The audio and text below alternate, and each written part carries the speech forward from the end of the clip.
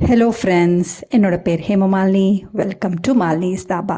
இன்றைக்கி நம்ம சேனலில் ரொம்ப சிம்பிளாக, ஈஸியாக, அதே நேரத்தில் ரொம்ப டேஸ்ட்டாகவும் நல்ல ஆரோக்கியமாக புரதச்சத்து அதிகம் உள்ள கருப்பு கொண்டக்கடலை வச்சு எப்படி பிரியாணி செய்யறதுனா இந்த வீடியோவில் பார்க்க போகிறோம். பொதுவாக நம்ம கருப்பு கொண்டக்கடலையில் சன்னா கிரேவி செய்வோம், அப்படி இல்லைனா நெய்வேத்தியத்துக்கு சுண்டல் செய்வோம். இன்றைக்கி ரொம்ப டிஃப்ரெண்ட்டாக பிரியாணி செய்ய போகிறோம். டேஸ்ட் ரொம்ப பிரமாதமாக இருக்கும். ட்ரை பண்ணி பாருங்கள். வீடியோவுக்கு போகிறதுக்கு முதல்ல இது வரைக்கும் நம்ம சேனலை சப்ஸ்கிரைப் பண்ணாமல் இருந்தால் மறக்காமல் சப்ஸ்கிரைப் பண்ணி வச்சுட்டு பக்கத்தில் இருக்க பெல் பட்டனையும் ப்ரெஸ் பண்ணி வச்சுக்கோங்க. அப்போ தான் நான் போடுற வீடியோஸ் உங்களுக்கு நோட்டிஃபிகேஷனில் வரும்.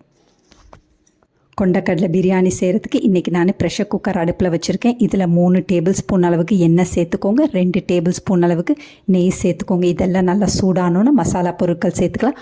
ஒரு பிரிஞ்சி இலை, 3/4 டீஸ்பூன் அளவுக்கு ஷாஜீரா, 1 நட்சத்திர சோம்பு, 4 கிராம்பு சேர்த்துக்கோங்க, 3 ஏலக்காய். இதெல்லாம் நல்லா பொரியட்டும். அதுக்கு பிறகு ஒரு பெரிய வெங்காயத்தை நீட்டாக வெட்டி வச்சுருக்கேன். அதோட 3 பச்சை மிளகாவை நல்லா உடச்சி போட்டு வச்சுருக்கேன், அதையும் சேர்த்துக்கோங்க.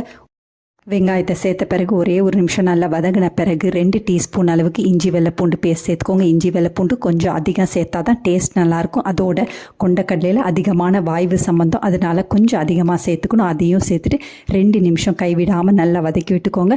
இஞ்சி வெள்ளைப்பூண்டோட பச்சை மணம் போகணும். அதே நேரத்தில் வெங்காயம் நல்லா வதங்கணும். அந்த அளவுக்கு வதங்கணுன்னு 2 மீடியம் சைஸ் தக்காளியை நல்லா நீட்டாக வெட்டி வச்சுருக்கேன், அதை இப்போ சேர்த்துக்கலாம். தக்காளியும் சேர்த்துட்டு மறுபடியும் 2 நிமிஷம் நல்லா வதக்கி விட்டுக்கோங்க. தக்காளி வதங்குறதுக்காக 1/2 டீஸ்பூன் அளவுக்கு கல் உப்பு சேர்த்துக்கோங்க. உப்பையும் சேர்த்துட்டு நல்லா வதக்கி விட்டுக்கோங்க. தக்காளி இந்த அளவுக்கு நல்லா குழஞ்சி வர வரைக்கும் நல்லா வதக்கி விட்டுக்கோங்க.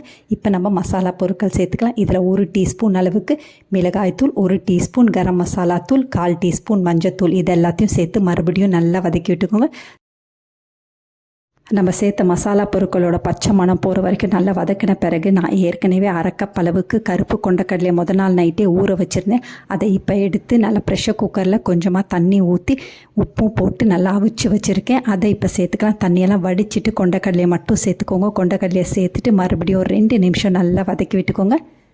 இந்த அளவுக்கு நல்லா வதக்கின பிறகு நம்ம தயிர் சேர்த்துக்கலாம். நான் கெட்டியான தயிர் 2 டேபிள் ஸ்பூன் அளவுக்கு கெட்டியான தயிர் சேர்த்துக்கோங்க. தயிர் சேர்க்குறதுனால டேஸ்ட் ரொம்ப நல்லாயிருக்கும். பொதுவாக நம்ம செய்கிற பிரியாணியை விட இந்த மாதிரி கருப்பு கொண்டக்கடலை பிரியாணி டேஸ்ட்டும் நல்லாயிருக்கும். அதே நேரத்தில் அதிகமான புரதச்சத்து நிறைந்தது, அதனால் ட்ரை பண்ணி பாருங்கள். தயிரையும் சேர்த்துட்டு ஒரே ஒரு நிமிஷம் நல்லா வதக்கி விட்டுக்கோங்க. அதுக்கு பிறகு 1/2 கைப்பிடி அளவுக்கு புதினா, 1/2 கைப்பிடி அளவுக்கு கொத்தமல்லி நல்லா சாப் பண்ணி வச்சுருக்கேன், அதை இப்போ சேர்த்துக்கலாம். அதையும் சேர்த்துட்டு மறுபடியும் ஒரே ஒரு நிமிஷம் நல்லா வதக்கி விட்டுக்கோங்க.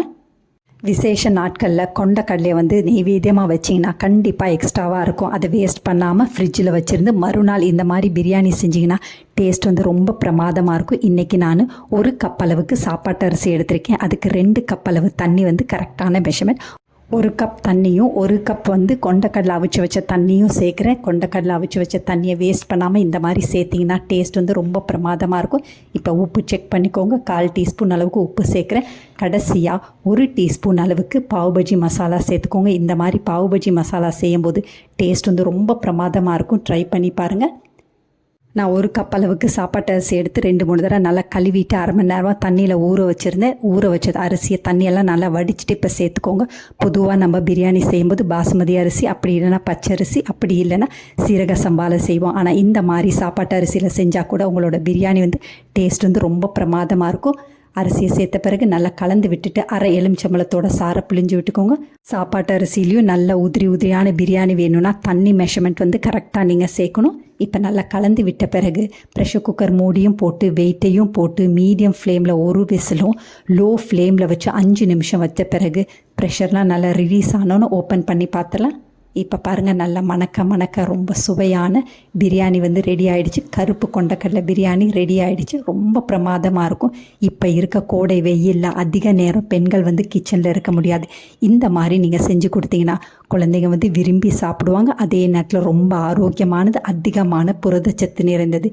இந்த கருப்பு கொண்டக்கடலை பிரியாணிக்கு சைட் டிஷ் எதுவுமே தேவையில்லை. டேஸ்ட்டும் நல்லாயிருக்கும். அதே நேரத்தில் ரொம்ப ஜூஸியாக இருக்கும். அப்படி உங்களுக்கு சைட் டிஷ் வேணுன்னா தயிர் பச்சடி வச்சு சாப்பிட்டு பாருங்கள். இந்த கோடை வெயிலில் தணிக்கிற மாதிரி நல்ல வெள்ளரிக்காவை நிறைய பொடியாக வெட்டி போட்டு அதில் தயிரை போட்டு தயிர் பச்சடி வச்சு சாப்பிட்டு பாருங்கள். ரொம்ப பிரமாதமாக இருக்கும்.